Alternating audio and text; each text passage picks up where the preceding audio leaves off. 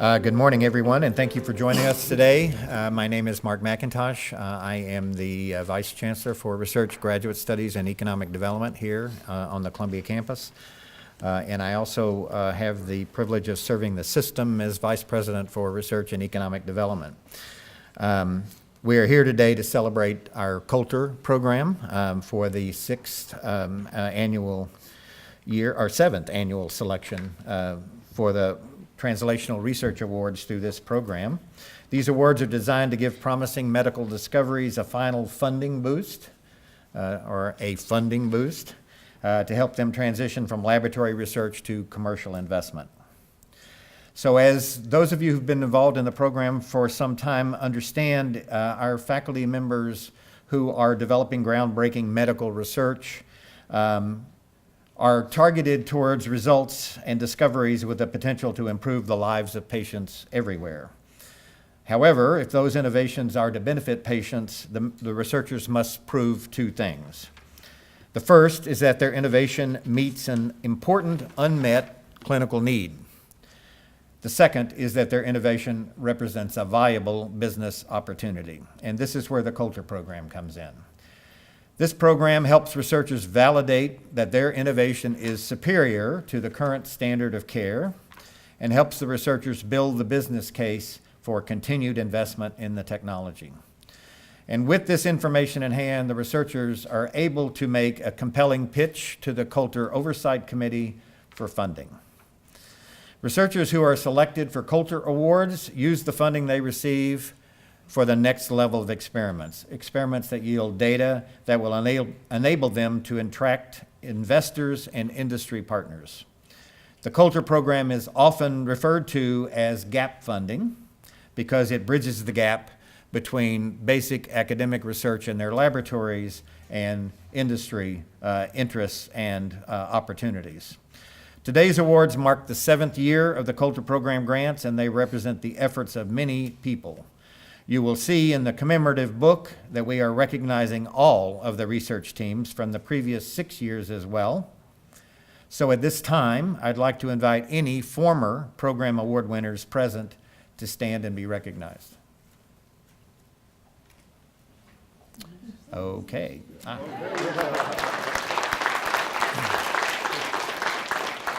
And as you'll see, Johan is here for another recognition later on.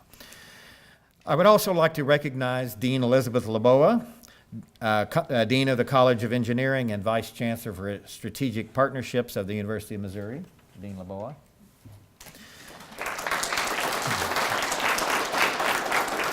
Dean Patrick Delafontaine from the MU School of Medicine. Jinglu Tan, Principal Investigator of the MU Coulter Translational Partnership Program and Chair of the Departments of Biomedical, Bioengineering, and Chemical Engineering. And got another title, Director of the Division of Food Systems and Bioengineering. Jinglu. Jerry Parker, Senior Associate Dean for Research at the MU School of Medicine and co-director of the MU Institute for Clinical and Translational Sciences and co-principal investigator of the MU Coulter Translational Partnership Program. Jerry. Sam Bish, interim director of the Office of Technology Advancement. Sam. Sam is also interim co-principal investigator of the MU Coulter Translational Partnership Program. Cynthia Helfingstein. Cynthia has directed the MU Coulter Translational Partnership. Cynthia. Cynthia is also an adjunct faculty in the Trulas College of Business. Jaya Ghosh, assistant Coulter Program Director and adjunct faculty at the Trulas College of Business. Where's Jaya?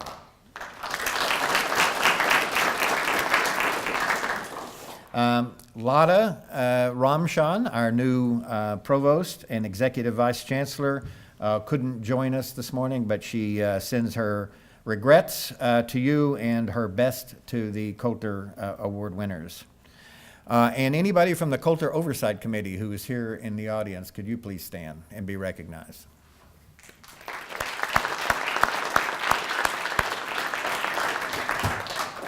These individuals have been crucial to the success of the MU Coulter program. I would now like to introduce Dr. Elizabeth Laboa, Dean of the MU College of Engineering and Vice Chancellor for Strategic Partnerships for the University of Missouri. Dean Laboa.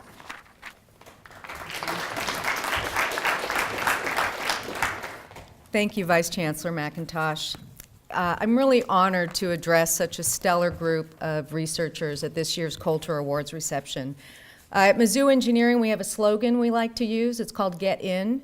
And that all stems from the fact that engineering is in everything: the foods we eat, the roads we drive on, the water we drink, the electronic devices we use. But most importantly, in the context of the incredible work and collaborations that we do with the School of Medicine in the medicine and medical devices that keep us healthy. So there's never been a more important time to get in with respect to biomedical research and innovation, which is why we are here today. The Coulter Translational Partnership Program is perhaps the most vibrant example to date of leveraging the strengths of our collaborative environment. At Mizzou, we have a unique opportunity to bring researchers from disparate research backgrounds together to drive new biomedical research and teaching, such as creating and improving and creating new vaccines, improving drug treatment, developing technologies that can better assess the health of individuals. And Mizzou Engineering, with collaborators from our School of Medicine, have been involved with multiple projects, some of which you will hear about today, but I wanted to also share with you some of the great work that these teams have been working on for years. An intelligent oxygen control system for Nicu patients, limiting alcohol-impaired driving by understanding the motivation, some of the social and behavioral sciences of those who get behind the wheel, mapping the folding pathway of RNA in an attempt to predict which molecules may fold in such a way that will cause adverse health effects, better and more effective heart stents, using tapered cartilage plugs to repair damaged tissue and joints rather than the standard cylindrical plug, greatly improving joint health, improved methods of dental whitening, which have also led to local company, Nanova Biomaterials, and more.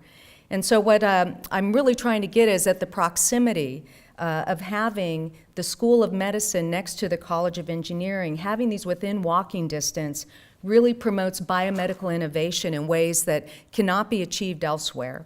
And of course, in addition, we have the largest nuclear research reactor on any university campus in the United States, leading to breakthroughs in chemotherapeutics, diagnostic tools, radiopharmaceuticals, and a lot of the work that we see coming out of Mizzou for cancer treatments and therapies.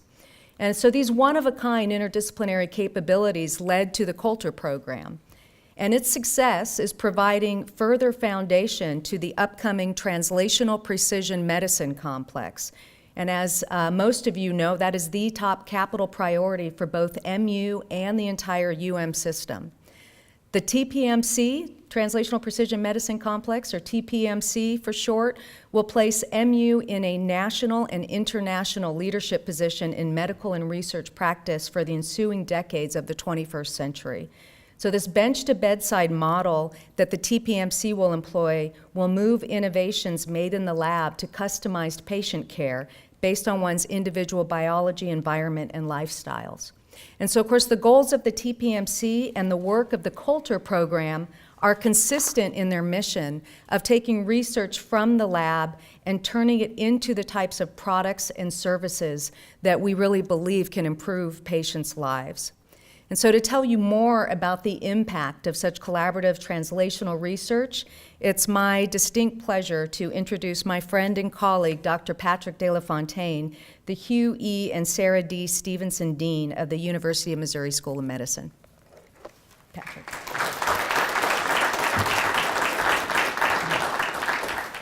Thank you very much, Dean Laboa. I could not think of a better partner with whom to collaborate on life-saving technological advances than our colleagues at the MU College of Engineering. And I too am honored to be here to celebrate our 7th annual Coulter Program's Translational Research Awards. As you'll see in a few minutes, the 3 projects we are awarding today have great scientific potential to meet well-defined clinical needs. It's our hope that these projects will eventually benefit patients in a very real and practical ways. As you heard from Dean Leboa, we have, through this program, a real track record of identifying clinical programs and clinical problems that really have not led to significant solutions, and then aligning a clinician with an engineer to try to address these real-world problems. This alliance is really completely indispensable to address clinical problems. There's many, many examples of this, and I think throughout the age of discovery, one can find many engineers working in isolation, identifying a problem and working on a solution that then they take to clinic and find out when they speak to the clinician is not actually a real problem. And the opposite, a clinician coming up with some sort of technological advance that when they take it to the engineer, find out, oh, that's been done 20 years ago and we have much better solutions now. The difference with our program is that we actually up front have a clinician and an engineer work on identifying the problem together right up front, and then once that problem has been identified, working through the Coulter program to identify technological solutions to that problem. That uniqueness of this program is really a result of our comprehensive campus, which has strengths across all its colleges, including, as Dean Leboa mentioned, the largest nuclear reactor on a campus in the country. So the researchers who are receiving recognition today are examples of the power of cross-campus collaboration and our combined strength when we work together. With more than 1,000 biomedical scientists and engineers on one campus, our potential to improve lives is enormous. By engaging medical leaders and researchers to identify unmet healthcare needs and partnering with engineers to create novel technologies, we can create innovations that lead to better health outcomes for the citizens and the people of Missouri and beyond. Projects selected for funding follow a rigorous review by the Coulter Translational Partnership Program Oversight Committee, which is comprised of entrepreneurs, accomplished researchers, clinicians, representatives from industry, and venture capital investors. Those chosen to receive Coulter Awards are always our most promising researchers. Our next speaker today is Dr. Alan Wright, Chief Medical Officer for Roche Diagnostics Corporation. Dr. Wright serves on the Coulter Oversight Committee, where he adds the voice of industry to discussions on project selection and progress of funded projects towards milestones. With his extensive history in managed care, pharmaceutical and biotechnology industries, he's extremely well versed in the changing landscape of healthcare, including emerging trends and technologies. Dr. Wright?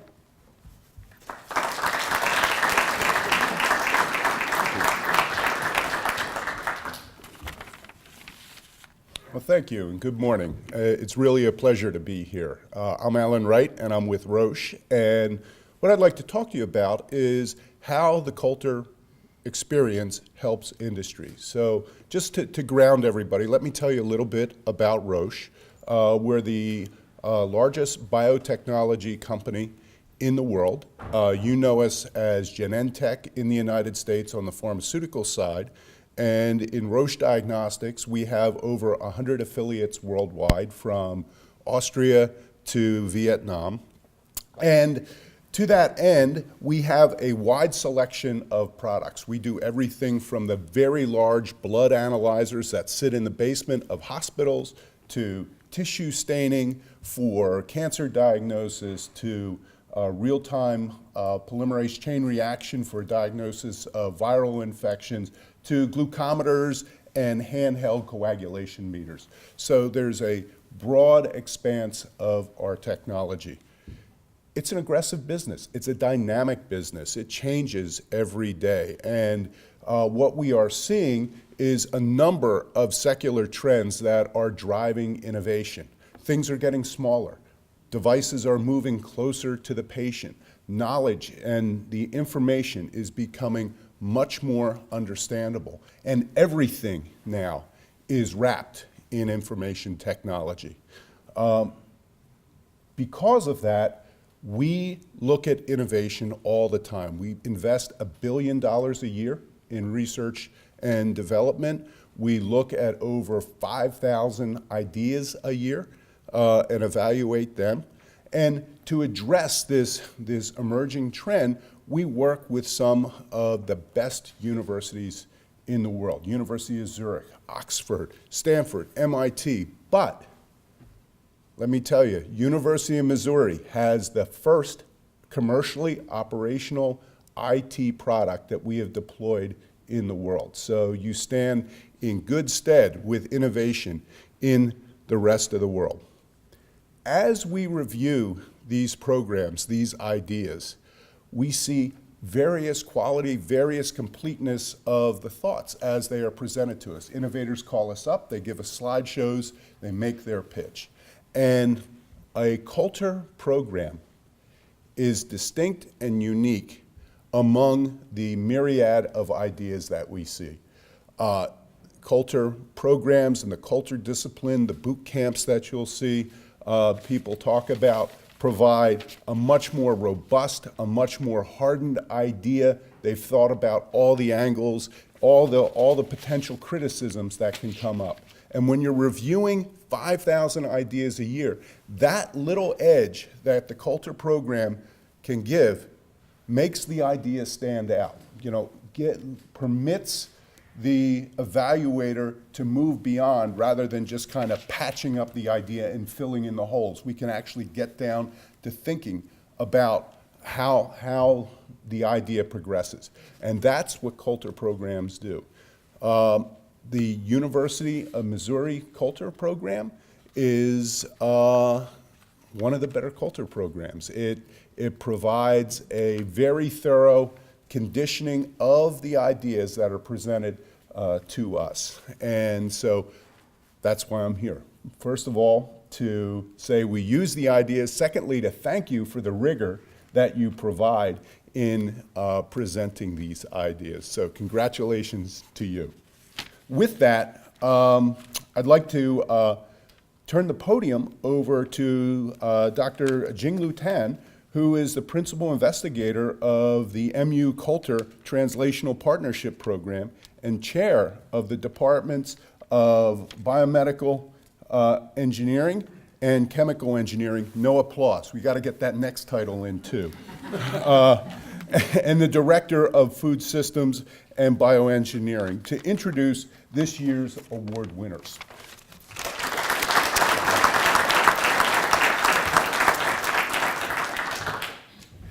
I thought only Mark McIntosh has a long title. I share that. That's a Mizzou tradition, probably. Thank you, Dr. Wright. I'm glad you are here to be part of this celebration. Now we have reached the moment we're all waiting for. Drum roll, right? The awards. As Dean LaFontaine alluded to earlier, we want you to see exactly the kind of innovations that the Coulter program is helping to bring to fruition. We'd like to show you a short video explaining each project and the needs the team seeks to address. After the video has played, we'll introduce the recipients and ask them if they are present to come to the stage to receive a commemorative plaque. The first research project we are awarding today is titled Heart Speed.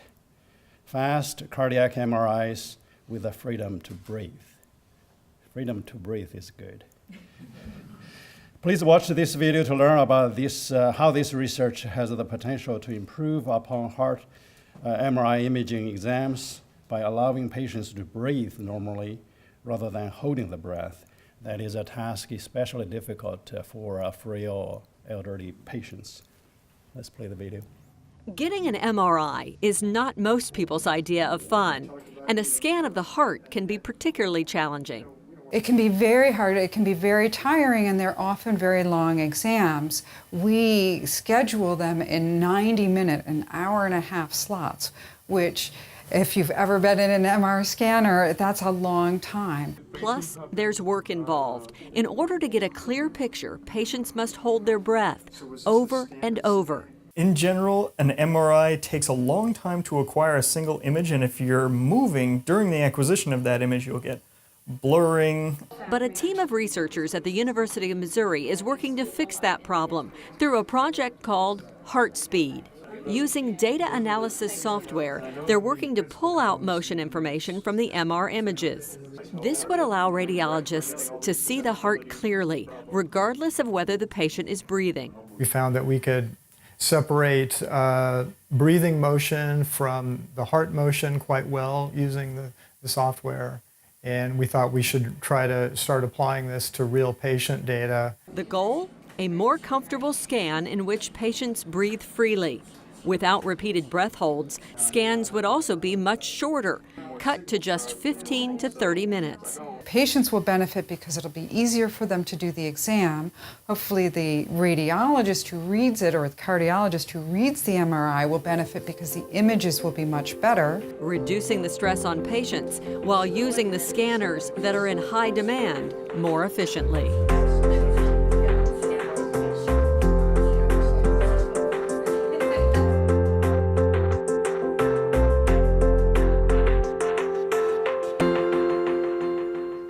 Excellent. You already saw the researchers in the video. Now I would like to introduce the researchers. Dr. Robbie Tolman, Department of Bioengineering. Now it's a longer name. It's biomedical engineer, biomedical, biological, and chemical engineering, and radiology. If you come to the stage, Dr. Stephen Van Doren, biochemistry, and Dr. Telly Altus, radiology. I'll ask Dr. Would you join me to hand over?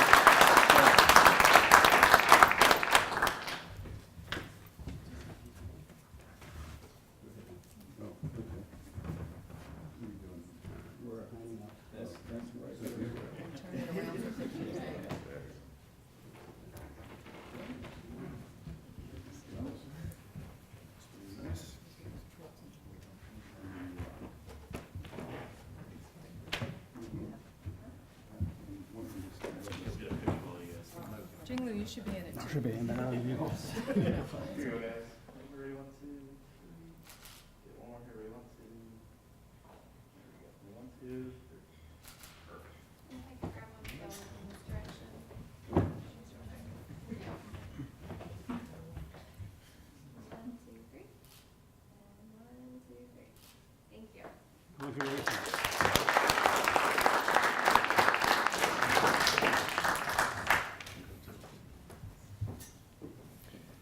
The second research project we are working today is titled T-meter, a sensitive low-cost testosterone testing at the point of care.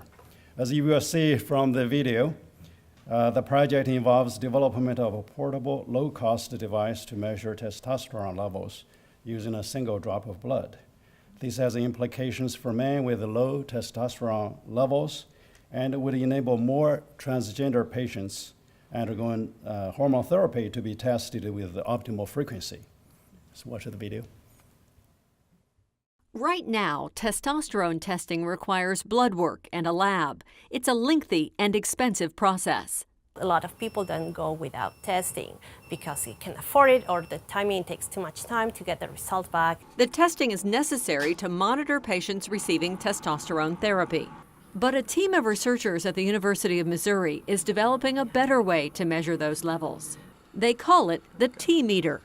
Your measurement is going to be more reliable and more stable, and we believe a lot more accurate. Think of it like a glucose meter used by people with diabetes. But instead of sugar, this mobile device will measure testosterone levels in a patient's blood. You make small pinch in your finger, have a small drop of blood, sweat the sensor, incubate for 1 or 2 minutes, wash it in the tap water, put in the reading unit, and push a button in your phone. The finished product will include test strips that absorb the hormone and change color. The shift in color is read with a unit plugged into your cell phone. The goal of the T-meter is instant results at a fraction of the price. A lot more accessible. Yes, you're talking maybe $400 currently is the cost for your free testosterone versus maybe $10, $20. Giving patients results at the touch of a button.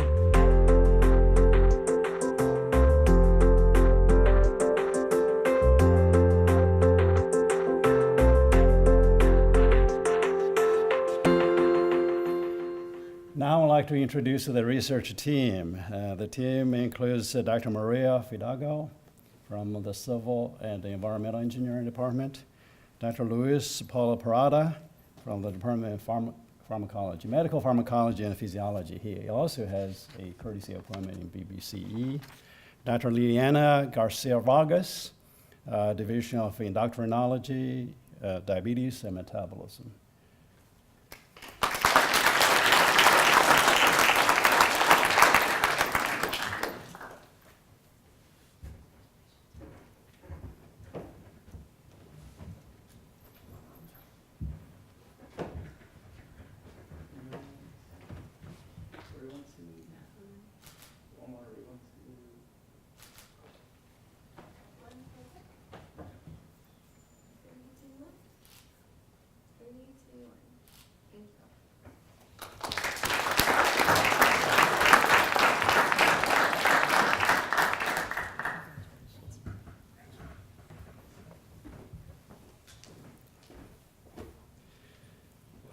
The third project we are working today is called Frozen Hearts, a novel cryo preservation media for cardiac transplantation. These researchers are developing a nano-ice cryo preservation medium to significantly increase the length of the time transplantable hearts can be stored, giving more time to find optimal matched donors. This will revolutionize cardiac transplantation. Learn more about the project from the video. With just hours to get a donor heart transplanted into its recipient, helicopters are often a necessity. Heart transplant is a very important procedure, and when the heart is transplanted from the donor to the recipient in another city, for example, it's kept ice cold in a solution. But cardiologists say more time would be beneficial for everyone. If you had a few days, you could do better cross-matching and make that heart a better match for the recipient, which could improve outcomes and reduce the risk of rejection. It's why researchers at the University of Missouri are testing ways to freeze cardiac tissue through cryopreservation. If it is doable, that will bring revolution and change to organ transplantation. Researchers have discovered a way to produce a special ice formation. The ice is shaped differently at a microscopic level. That special ice shape allows the cells and tissues to be stored at a higher temperature, which is safer and keeps the organ in better shape for transplant. The goal? A heart that can be preserved for days rather than hours. The team of researchers includes experts in medicine and mechanical engineering. We have this teamwork together. That will be very good. That's very unique for MU. Not a lot other places can do this. Working together to change the way organs are stored and transported.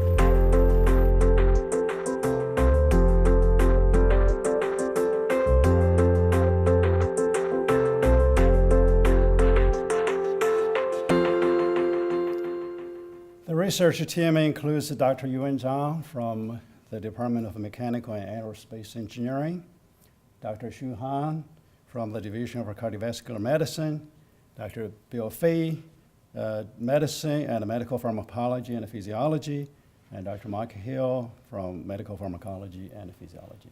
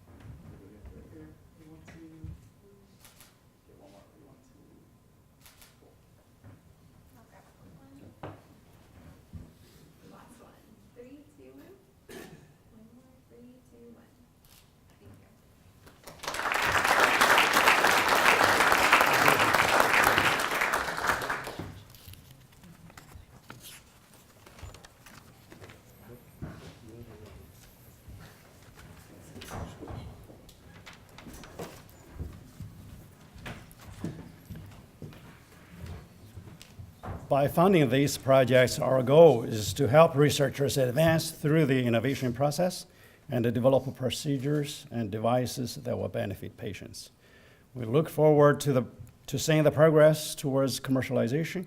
I'm pretty sure you will all make with this bridge funding. Now, one last time, I'll ask Dr. McIntosh to come to the podium. Wow, so very impressive. Congratulations to the Coulter Oversight Committee for choosing 3 very outstanding projects that have the opportunity to really benefit our patients and our research teams. So congratulations to all of you. A fantastic set of awards this year, and congratulations again to the Coulter Oversight Committee. I want to thank everyone for coming today, and I also want to congratulate the recipients of the Coulter Program funding. I encourage everyone to take a few minutes to talk to our research teams and learn more about their work. And of course, there are refreshments in the back for everyone to enjoy. So thank you all for being here this morning to help us recognize these research teams. We appreciate the hard work that you have been through, the hard work that you're going to go through to take these innovations to the next level of their innovation. So thank you all and enjoy